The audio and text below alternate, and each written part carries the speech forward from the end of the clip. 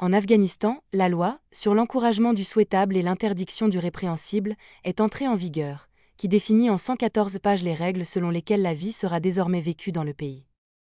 Il cite notamment plusieurs articles de la loi qui stipulent que les femmes ne peuvent pas porter de vêtements laissant apparaître leur visage dans les lieux publics, les femmes ne peuvent pas s'exprimer publiquement, leur voix ne peut être entendue que par leurs proches, les femmes ne peuvent pas regarder les hommes avec lesquels elles ne sont pas impliquées, les hommes ne peuvent pas regarder les femmes avec lesquelles ils ne sont pas impliqués, les images et photographies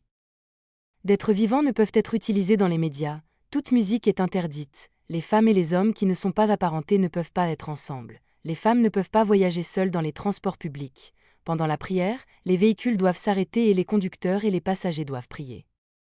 Ceux qui ne respectent pas les règles peuvent être arrêtés sans ordonnance du tribunal. Les observateurs locaux écrivent que cette loi perturbe brutalement et sans ménagement la vie quotidienne des Afghans. De plus, il le fait dans la même direction que l'EI a mené en Irak et en Syrie il y a 10 ans.